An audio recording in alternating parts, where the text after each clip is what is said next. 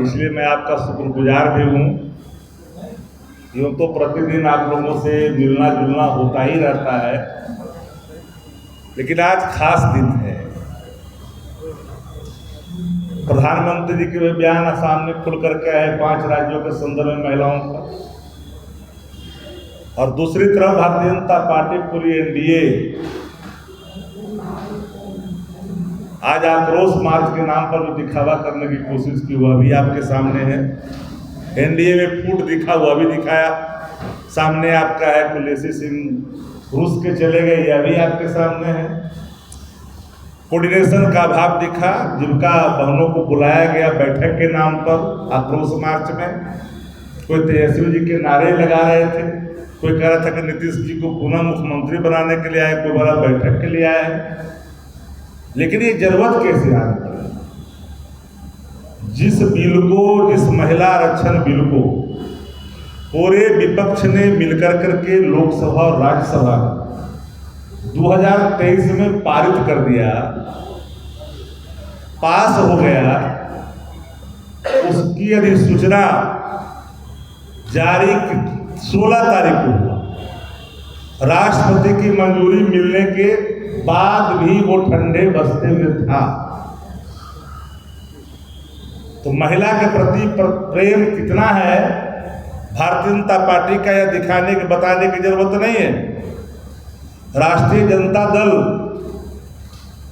सबसे अधिक महिलाओं का प्रतिनिधित्व देने में बिहार में आगे है। चाहे लोकसभा का सवाल हो, विधानसभा का सवाल हो, विधान परिषद का सवाल हो, आज भी 41 हमारे आंकड़े हैं प्रतिशत के रूप में। 17% हम लोगों ने 2025 के चुनाव में टिकट देकर के साबित किया। कितना दिया भारतीय जनता पार्टी? जितने सीटों पर लड़ाई है लोकसभा में, विधानसभा में, जरा प्रतिनिधित्व का जरा आंकड़ा निकाल करके सार्वजनिक करें। महिलाओं के प्रति प्रेम का, सहभागिता का अपना जारी करें। प्रेस बड़ी चुनौती है भारतीय जनता पार्टी से। सीधे तौर पर महिला विरोधी जिनके आचरण रहे हैं मणिपुर में, महिला विरोधी आचरण इनके पहलवानों के मामले में निकला, महिला विरोधी आचरण इनका उत्तर प्रदेश में निकला, और उसके बावजूद भी महिलाओं के नाम पर 5 राज्यों के चुनाव को ध्यान में रखकर डिलिमिटेशन यानी परिसीमन को ध्यान ला कर करके उसके आड़ में महिला बिल ला कर करके क्षेत्रीय संतुलन बिगाड़ने की नापाक कोशिश करना चाहते थे। उत्तर भारत में और दक्षिण भारत में ये झगड़ा लगवाना चाहते थे, टुकड़े टुकड़े गैंग में बदलना चाहते थे। विपक्ष सत्ता प्रतिष्ठान का वो दर्पण होता है जिसे हर चीजों को ख्याल करना पड़ता है देश हित में। संविधान को बदलने की नापाक कोशिश को पूरे विपक्ष ने समझा कि जब महिला आरक्षण जब पास हो गया है तो फिर से महिला आरक्षण, नारी बंधन अधिनियम लाने की जरूरत कैसे आज पड़ी। जो हमारे वर्तमान में लोकसभा की जो स्थिति है उसमें आपको देने में क्या दिक्कत हो रही थी कि 5 राज्य को चुनाव में ध्यान में रखकर आनंद फानंद में लाया गया निर्णय क्या था। और आज आप सभी पत्रकार साथी इस बात के गवाह हैं कि कारगिल चौक पर नियम के विरुद्ध सत्ता पक्ष के लोगों ने आने जाने वाले लोगों को तकलीफें दी है, दर्द दी है, और वहां पर अपना एहसास कराया है कि बिहार में सत्ता भाजपा की है। बीच सड़क पर जिस तरह से आपने किया, मंच लगाया, आप में कोऑर्डिनेशन नहीं दिखा। लेसी सिंह भाग गए उस करके, जीविका दीदियों को आपने बुलाया। अरे हम तो वही चाह रहे थे ना महिला आरक्षण में, वर्टिकल रिजर्वेशन का हम शुरू से रहे पक्षकार रहे हैं। ऐसा नहीं, वर्टिकल रिजर्वेशन का ही हम पक्षकार रहे हैं। आरक्षण में आरक्षण, महिला के आरक्षण में आरक्षण की जरूरत थी, हम देते हैं, दलितों को आरक्षण दे रहे हैं, हम दे रहे हैं SC ST को, दोनों को दे रहे हैं, ST को भी दे रहे हैं, लेकिन आप जातियों को जोड़ते जा रहे हैं। उसमें वर्तमान उन दिनों की हालात जो थी उसके हिसाब से रिजर्वेशन था, आप जातियां भी जोड़ते जा रहे हैं। तो भैया EBC का अगर नहीं दीजिएगा पिछड़े वर्गों का आरक्षण महिलाओं को, तो फिर तो वही मुट्ठी भर लोग क्या आ जाएंगे, फिर तो वही सांसद का पत्नी, फिर वही MP का MLA का पत्नी, तो फिर वो अंतिम पंक्ति के लोग, जो गांव के अंतिम पंक्ति के लोग हैं, जिसके लिए लगातार हम वकालत हम लोग करते रहे, उसको अवसर कैसे मिलेगा? जो हाशिए पर है, जो मुख्यधारा में नहीं जुड़ पाई हैं, उनको रिजर्वेशन कैसे मिलेगा?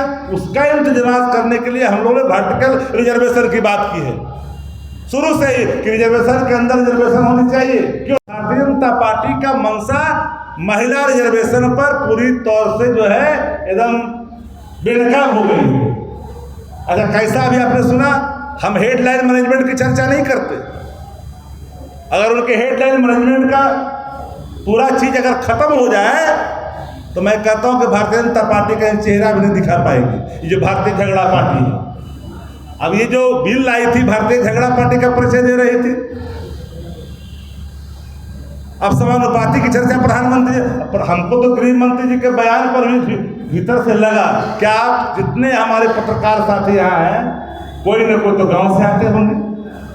गांव में जाइएगा, ये बिंद टोला है, ये ठाकुर टोला है, ये हरिजन टोला है, ये यादव टोली है, ये फलना टोला है कि नहीं है? लेकिन गृह मंत्री जी क्या कहते हैं कि घर का जाति नहीं होता, यहाँ टोला में जाति है, आपको घरे में जाति नहीं दिख रहा है। बोले कि नहीं बोले पार्लियामेंट के अंदर? असल बात है कि गांव गवई की जो स्थिति है उसका आकलन इन लोग के पास नहीं है। तो बिहार के अंदर में आज जो NDA ने जिस तरह से आक्रोश मार्च निकाला, पूरी तरह से फ्लॉप रहा, कोई समर्थन नहीं मिला। मैनेजमेंट का जितना ही कर लें खेला, लेकिन कोई सपोर्ट नहीं मिला। अगर दिल पर हाथ रख के कहिएगा, एक पत्रकार साथी जा करके पूछ लीजिए कोने में, वो बोलेगा कि एकदम फेले फेल है। महिलाओं ने नहीं दिया, आपने बुलाया जीविका दीदियों को, बुलाया कि नहीं बुलाया?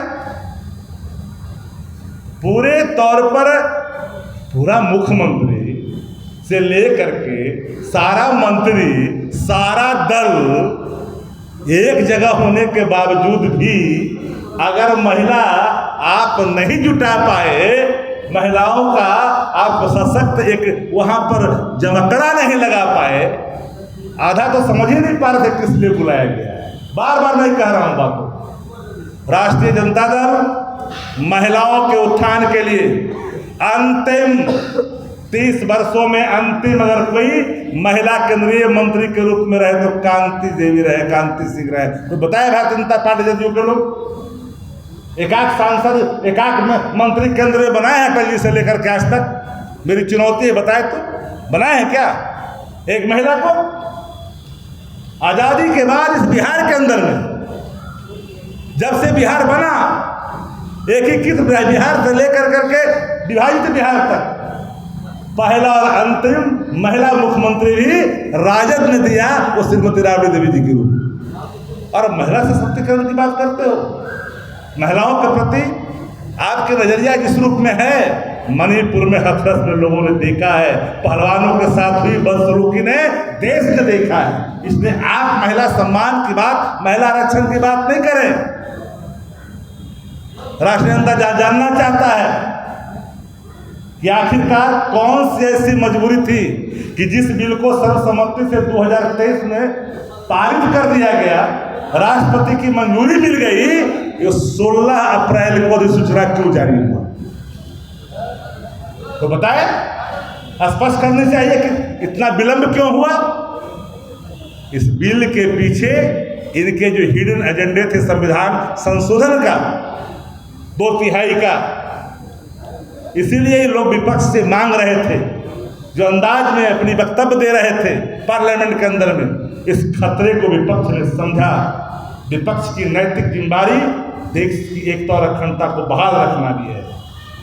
सवालें सत्ता प्रतिष्ठान से होती है, सवाल विपक्ष से विपक्ष का दायित्व सत्ता प्रतिष्ठान की नाकामियों को आम जन के बीच में रखना होता है। और महिला रिजर्वेशन के नाम पर 5 राज्य को चुनाव को ध्यान में रख करके किया गया फैसला। ये माफ करिएगा, महिलाएं इस बार भारतीय जनता पार्टी को अब महिला को हटाने के लिए महिला से निवेदन कर रहे हैं।